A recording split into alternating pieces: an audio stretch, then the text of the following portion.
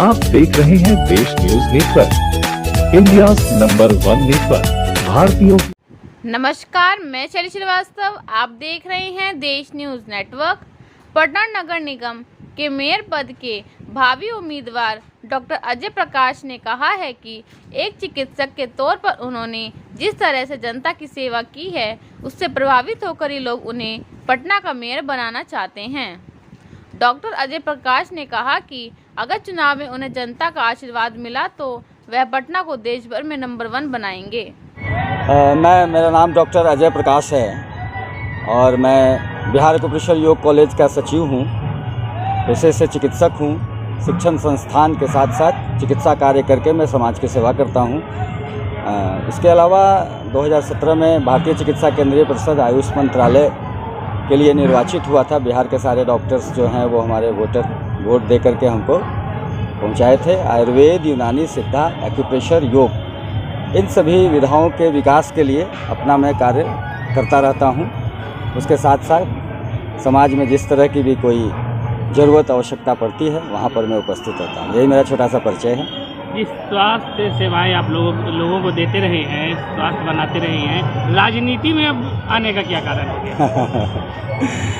अब ये प्रश्न जो उठ रहा है वो मेरे सेवा से ही है। जैसे मैं तो एक चिकित्सक हूँ और चिकित्सा कार्य में जैसे हर व्यक्ति का एक पेशा होता है अपने घर बार को चलाने के लिए, अपने परिवार को चलाने के लिए।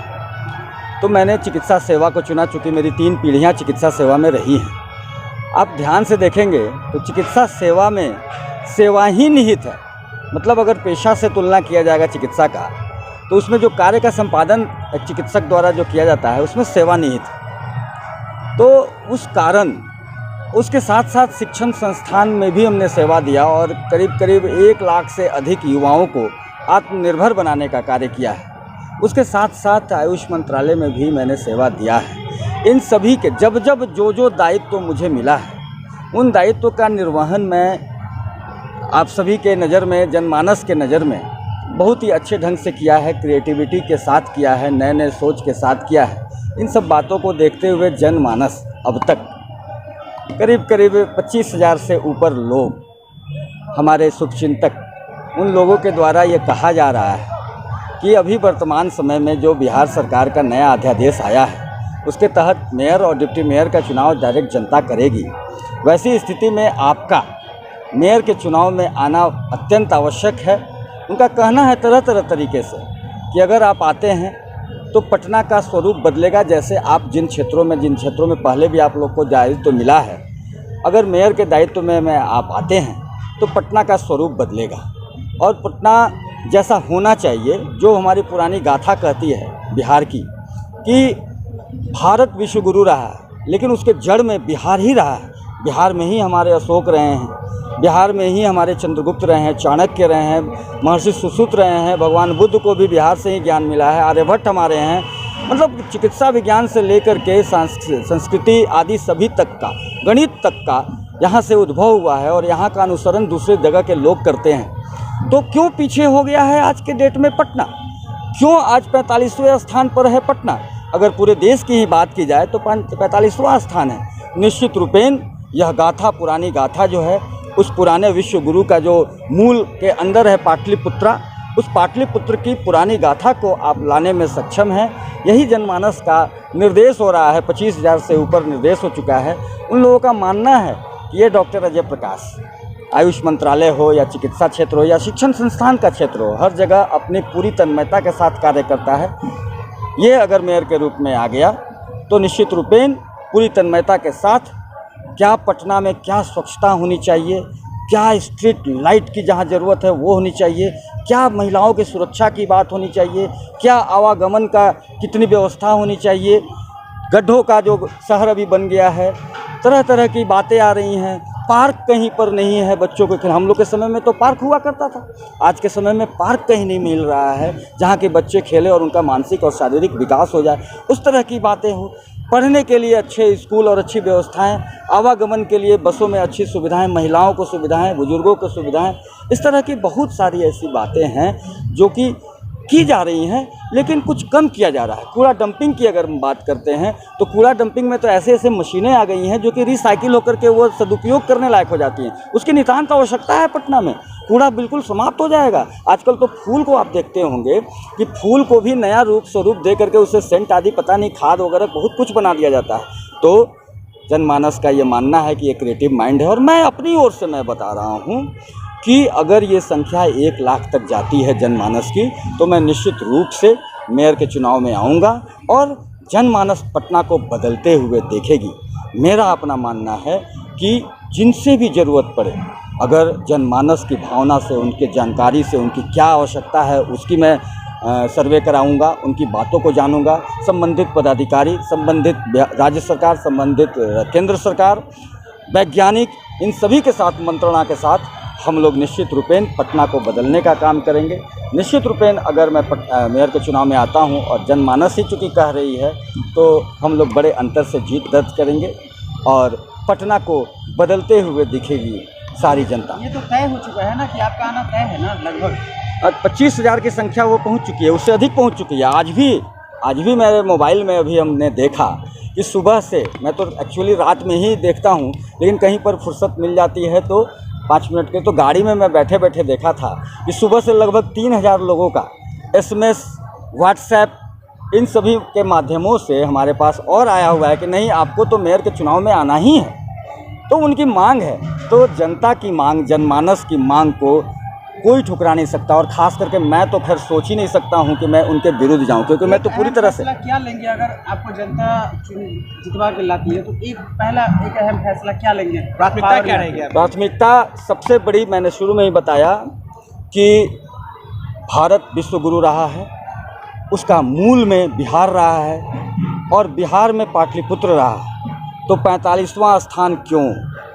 जब हमारा अनुकरण पूरा विश्व किया है तो वो काम करने का सारा कुछ कार्य किया जाएगा सभी के साथ मिल करके कि पटना नंबर 1 पे जाए।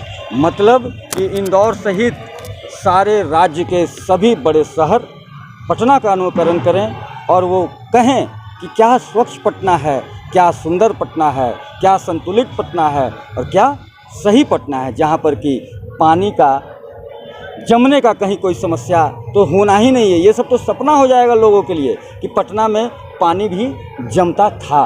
बोलेंगे कुछ समय बाद लोग कि कहाँ पानी जमता था भाई। कार्यकाल के भीतर ये चीज़ आप कर देंगे? मैं पूरा का पूरा आते के साथ, देखिए ज्ञान की धरती है बिहार, और जो भी कार्य किए गए हैं, मेरे अनुसार मैं देखता हूँ कि पहले के समय के लोग, वैज्ञानिकों के द्वारा 1000 साल, 500 साल आगे का स्टेप देख करके क्या परिवर्तन होना है, उसके अनुसार कार्य की प्रणाली बनती है।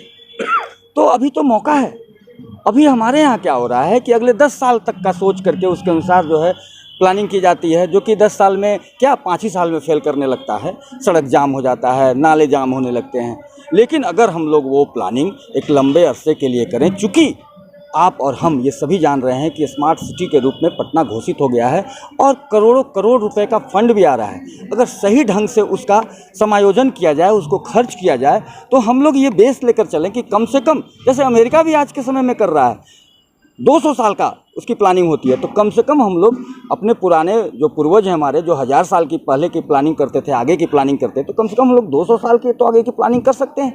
अगर हम लोग वो कर सकते, वो करते हैं, और वो स्मार्ट सिटी के रूप में जो फंड आ रहा है, उसके अलावा जो भी फंड्स हैं हमारे नगर निगम के तहत, और नगर निगम के मेयर के रूप में जितनी भी शक्तियां हमें मिलेंगी, उन शक्तियों का पूरा उपयोग क्रिएटिव आइडियाज़ के साथ, आप सभी के सहयोग के साथ, आप सभी से मंत्रणा करने के बाद और वैज्ञानिकों के राय लेने के बाद और संबंधित राज्य एवं केंद्र सरकार से सहयोग के साथ हम निश्चित ये वादा करते हैं और ये कहते हैं कि निश्चित रूपेण एक बहुत बड़ा बदलाव देखने को मिलेगा। जितनी बातें मैं कह रहा हूँ उसमें सभी में एक बहुत बड़ा बदलाव देखने को मिलेगा। मतलब आप वर्तमान मेयर और नगर निगम के कार्य से आप संतुष्ट नहीं हैं? नहीं, हम तो जनता हैं, आप भी जनता है, सारी जनता है। इस चीज़ को तो आप बेहतर जानते हैं। आप किसी भी वार्ड में जा कर के देखें, उनसे पूछें कि उनकी क्या समस्याएं हैं। मैं भी अपने स्तर से कर रहा हूं और पहले भी करता आया हूं।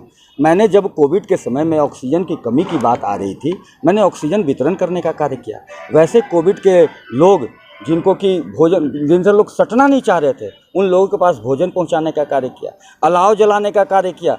ये जो ठंड के मौसम में कॉर्नर पर, चौराहों पर अलाव जलाने का, ये सब आप लोग तो कवर किए ही हैं। कंबल वितरण करने का कार्य किया। अगर ये सारी व्यवस्थाएं, जबकि करोड़ों का बजट है स्मार्ट सिटी के कारण, अपना बजट भी है और ऊपर से भी बजट, केंद्र का भी बजट है, स्मार्ट सिटी के कारण बहुत सारा बजट आया है। ये सब कुछ होते हुए भी ये छोटी छोटी मूलभूत आवश्यकताएं, रोटी कपड़ा और मकान की आवश्यकताओं में भी जो कमियां हैं वो आपको भी दिख रही हैं। मैं भी आज के समय में एक आम जनता हूं, मुझे भी दिख रही है। और आप तो पूछ सकते हैं, आप स्वयं भी जाकर के आप लोग देखे ही होंगे, उनको भी समझ में आ रहा है। तो ये मूलभूत जो आवश्यकताएँ हैं, उन आवश्यकताओं की तो पूर्ति करनी ही है। लेकिन पाटलिपुत्र ज्ञान की धरती है, इसे नंबर 1 बनाने का कार्य करना है। राष्ट्रीय के लिए बोल रहे जनता को क्या अपील होगी? आज के समय में कुछ ही समय बाद होली का त्यौहार आने वाला है और हम सभी जानते हैं कि असत्यता पर सत्य की जीत का यह त्यौहार है। हिरण्यकश्यपु अपने आप को ईश्वर समझने लगे थे, शक्तिशाली थे लेकिन ईश्वर समझने लगे थे। और हमारे प्रहलाद जो हैं वो भक्त विष्णु के पुजारी थे, उनको आराधना करते थे। तो मेरा ये भी कहना है कि असत्य हमेशा हारता है, उनका नाश हुआ। लेकिन ये होली पर्व जो है, होलिका उनकी बुआ अपने गोद में लेकर के प्रहलाद जी को बैठी थी कि उनको जला देने के लिए, लेकिन होलिका ही जल गई। मतलब कि बुराई का अंत हुआ और जो ईश्वर के प्रति संस्कारवान व्यक्ति थे प्रहलाद, भक्त प्रहलाद, वो बचे। और आगे और भी लंबी कहानी है। तो मैं यही अपने जनमानस को सबसे पहले मैं शुभकामनाओं के साथ हार्दिक बधाई देता हूँ होली का। और साथ ही रंग, अबीर, पुआ पूड़ी ये सब खेलने के साथ साथ एक रंग और मैं खेलने का आह्वान करूँगा कि जो हमारी संस्कृति रही है, ये तो सभी जानते हैं कि जब सृष्टि का निर्माण हुआ और यहाँ पर सभ्यता और संस्कृति का उद्भव हो रहा था, शुरुआत हो रही थी, वो समय भारत का समय था। भारत में ही संस्कृति, शिक्षा, गणित आदि सब कुछ की शुरुआत हुई है। तो वो संस्कार का एक रंग जो है इस बार चढ़ा करके ही हम लोग होली को खेलें। निश्चित रूपेण किसी तरह की कोई अप्रिय सूचना हम लोग को सुनने को नहीं मिलेगा। रंग अबीर खेलना है, पुआ पूड़ी खाना है, संस्कार के साथ खाना है। होली की बहुत बहुत शुभकामनाएं आप सभी को भी और सभी समस्त हमारे पटना सहित देशवासियों को होली की बहुत बहुत शुभकामनाएं।